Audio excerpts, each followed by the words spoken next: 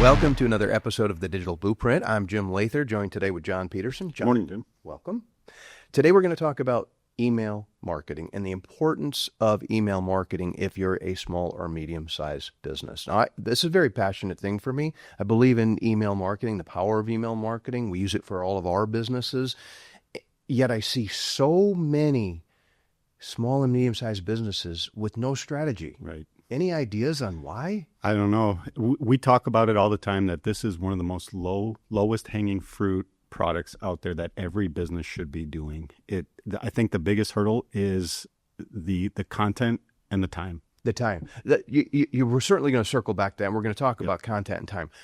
Let's talk about just acquisition. Another thing I hear from businesses is I don't have any first-party data, or what we call email addresses. I don't have any email address. I don't know how to contact these people. Well, then I'm telling you right now, change the way you do business. Right. When you ring a customer up, get their email address.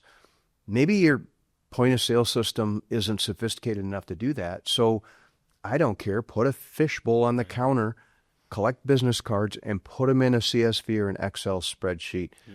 This data not only helps you send emails, but it can help you precisely target other ad tactics, which we'll talk about in later episodes. So there's really, in my opinion, no excuse not to collect this data. What about a website out there that doesn't have the opportunity for a client to contact them and doesn't even ask for the email field? I see that all the time. Yeah. There's so many mistakes that a lot of businesses make when it comes to trying to collect first-party data, or just trying to, get further information about potential customers or their existing customers. Because once you have that information, there's so many other things you can do with it. One really simple solution to not only start a strategy with email, but also to collect that first-party data would be to simply put a sign up for our newsletter widget on their website. That's really easy stuff. Yeah, I mean, it's almost by default something we put on most every website we do. Well, and so talk to me though. So there still are people out there that will try and go buy an email list. Right. I mean, it used to be, gosh, this wasn't that long ago. No. 7 years ago, they were highly reliable. Yep. They were scrubbed. They would go through an email program. Now they're, I think, garbage. Oh, yeah. I can't honestly remember the last time we even researched the quality of a purchase list or got an inquiry from a potential customer about buying a list. It's something that over the years, through other mechanisms to be able to generate emails, there are a lot of different tactics that you can even place on your website that can generate and validate email addresses. Purchase lists over the last, like you said, 7 years have just become obsolete, in my opinion. Not only that, but there are many other ways to collect this data. There are products out there right now that you can put on your website that will, with a fairly high percentage, identify users that take no action. And this is like next level stuff. And this is how the best marketers run their websites. Right. And these products are available. They're affordable. And basically, with the last I read, about a 70% accuracy, they'll identify an email address, sometimes a physical location, and many other data points. And you're able to filter these into a spreadsheet and then put together an email campaign or an email strategy to contact those people. Yep. There is this saying, and maybe I'm the one that said it, if you're not talking to your customers, somebody else is. Yep. Now, think about that. They've come in, they've transacted with you. I don't know what their life cycle is, every year, every 3 years if you sell furniture, maybe every month if you're a grocery store. Mm-hmm. To just let those customers that you've paid to get in your facility transact with you, just to let them go, right? It doesn't make any sense. Like I said, I think we talked about it earlier, but I think the biggest hurdle for most advertisers is the now what. I have this information. I have these email addresses, whether it's utilizing online tools to capture them from my website, or I do put the fishbowl out, or, I have a newsletter sign up on my website. It's, okay, I have this information. Business owners are very busy. They don't feel like they have the time. They don't understand the strategy, the content aspect of it. It's the now what. That's where we can help them. Yeah, and even I've seen a business have success with having a contest. Right. Giving away a $299 52-inch TV. Just give me your name and email address. Any trade show you go, you need to be collecting this data. Okay, I think our listeners and viewers get it. You have to have an email campaign. Now, let's talk best practices, because these things are very simple to do, but they do take, you mentioned it earlier, they do take time. Right. And the time is because of how long it takes to write appropriately. Now, take a look at this slide we put together. This is an example that shows you what I feel to be a nice layout for a business, okay? This is a storage company, and they've got a couple of visuals, one sentence of content, some nice headlines, a call to action, reserve your unit. The only thing that you might say about this, maybe it has too many words, okay? So we have found that less is way more. Now let's talk about, this one has obviously graphics on it. What is your opinion on text only versus something with graphics? Well, I think statistics would show that content with graphics, especially appealing graphics, are much more engaging, much more visual, and get a better response than just text only emails. You know, you just mentioned the keyword response. Why are we doing this? Every ad out there, whether it be search, whether it be targeted display, social media ads, OTT, CTV, they have a click-through rate. They have basically an engagement rate. Yep. Email marketing blows them all out of the water. Right. Anywhere from 15 to 20% engagement rate. Search isn't close. Targeted display is not close. Facebook's not close. You get free branding because they see the headline with your name on it, and 2 out of 10 people open it up and engage with your content for literally pennies. Right. No, I always say this is, again, the lowest hanging fruit out there. And even we just had a major holiday in the U.S. and everyone listening probably got a lot of emails from some advertisers about their Labor Day specials. Whether you open the email or not, you see the subject line, you see who the email is from. Even if you swipe left on your mobile phone to delete it right away or trash it, you still had a brand engagement with that particular advertiser. You know, I hear this objection a lot from advertisers. They're like, I hate those emails. I don't know that anyone is in love with those solicitations, but I will be darned if a brand that I engage with a lot, which would be Tommy Bahama, I'll be darned if they don't get me to open 1 out of every 15, 10, 6 ones they sell. And you know what? My closet's full of Tommy Bahama shirts. Right. The reason these large companies do this, and the case study for small and medium-sized businesses is these major brands are doing this because it works. Right. Yep. It's that simple. Now, I'm not suggesting, we're going to talk about best practices here. I'm not suggesting you inundate your customer at the local market. But, you know, I like the strategy of at least once a month. Right. No, I think honestly, the now what, again, coming back to the advertiser as well, how many emails should I send, you know, at what frequency, what days of the week, what times of the day. I think it all comes down to the industry and who the advertiser is, right? Whether it's retail, could be, you know, home service, could be, food. There's a strategy that can be put together that is effective and will work for every business in every industry, and we can help them put that together.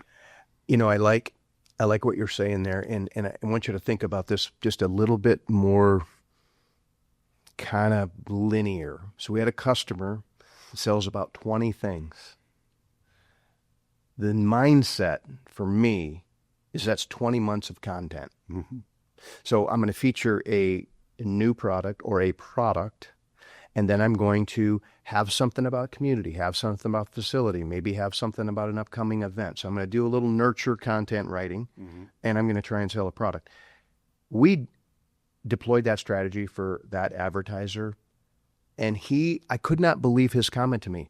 He said, I had no idea how many people that have been into my showroom, have bought something from me, have no idea what I sell from A to Z. Right. They know what they bought, but it's like they had such tunnel vision, they ignored every other product in the facility. Yep. And I don't think business people really understand that consumers in there for generally 1 or 2 things at a time, and that's where their focus goes. And think about the last time you went to a box store and you were looking for paint. Did you spend any time in plumbing? Right. So this is a great tactic to allow you to drip out new products and continue to engage. And you'll find quickly, if you look at the analytics, what products are hot, and then you can mirror those with profit centers, which I really like that strategy. And I think it's also, too, again, going back to your point where if you're not talking to your customers, somebody else is. If you have a point of sale system that captures emails, or you have, significant first party data and you're not talking to them, those are people who already know you, trust your business. It's really just the time aspect of trying to stay in front of them on a monthly basis to get them back into your business. Okay, now here's the hard part about this. If you're going to try and do it yourself, and you can do this yourself, there's no question about it. It takes time to write. You may not have the graphics that put your best foot forward if that's the route you determine you want to go. And you have to write in a specific voice. So what most business owners will do is they'll write in a voice that is for them. It benefits them, like tires, buy 4, get 1 free. But the trick in content is to writing it for the end user. And so that message becomes, hey, winter's right around the corner. Have you checked your tread? If you haven't, right, we're having a sale. And that thoughtful content does take time to write. In fact, we have someone that's all they do are write these emails for small businesses, and that's a big deal. 100%. We talk about it all the time. Where, like you were saying, if a business owner is going to write the content themselves, they're generally in sales mode all the time, right? They're trying to blast the new promotion or buy 4 or buy 3 get 1 free type of content. But like you said, the information and being the resource for the end consumer is much more engaging to those who are actually reading the content. We spent some time talking about kind of a one and done a month strategy. Mm-hmm. Let's talk about a couple of different email tactics. First, tell me about automated email and how that can work. And I know that we will use that in our business to kind of perpetuate solicitation, if you will. Mm-hmm. Once we've taken one of those identified web prospects, either they've engaged and given us an email address or we've identified them. Mm-hmm. And so we have, sometimes they're called drip campaigns, automated email. They have many different names. We use this strategy a lot. And tell me why you think it's effective. Well, I think it's effective, one, because those are people who have actually been to your website. They've shown interest in something that you have to offer, whether it's products or services. And then we're able to, keep your message or keep your brand in front of them. So they go to your website. We can then automate a follow-up email, even based on the particular pages or products that they looked at, with content and messaging around that. For example, like if you're going and it's coming up on winter and you go to an HVAC website and it's, you go to the furnace page, within an hour, 2 hours, we can have an automated email to that consumer about a furnace special that you might have going on this month. And then the call to action on the email could be click to go schedule your appointment or whatever the CTA would be. But, and then we can flight emails to that same consumer, throughout the next week, 2 weeks, whatever interval we want, essentially putting them, like you said, into a drip campaign where the sequence also can change based on if they click on the schedule an appointment now or they don't open the email. We can have different content to those individuals who have performed a certain action on the email. Yeah, and we generally, for those emails, we won't do what we would call an HTML email, which is what this example is on my page. Those are generally text emails. They're very short, very concise, very, very powerful hooks in the headline. And so we like to do 1 in an hour, 1 in 72 hours, and then a series of 5 after that at about a 72-hour interval. Yep. The theory there is if we can't get them to then go to the landing page and engage, they're probably not a serious prospect. However, we never get rid of that content. Right. And so we might come back at them with a more HTML driven every quarter. We might take our whole list and just send out just a branding email. Hey, don't forget about us. Right. And so I think that's a great strategy. Now there's another strategy that's called targeted emails. How's that work? So targeted email works very similar to like targeted display or OTT CTV, any digital tactic pretty much at the top of the house where we're able to apply different characteristics or behaviors or things to consumers to generate an email list about them, right? I mean, even as specific as how many doors are on their vehicle. And so, we can designate the geo, we can, apply things like household income, political status, are they a pet owner, right? So any basically, behavioral targeting that we can apply on other ad campaigns, we can also apply to targeted email to send emails to that list. You want to think of it as basically a display ad, but the ad is the email content. Correct. Yep. Okay. Now, in that case, we're identifying audiences. That doesn't require us to have an email address. Nope. You don't have to have an email address. This, again, is the one caveat is the advertiser never owns the list, right? It's literally just like a display campaign where we bucket an audience into different characteristics about who we're trying to target, and then we can serve ads to them. We have email.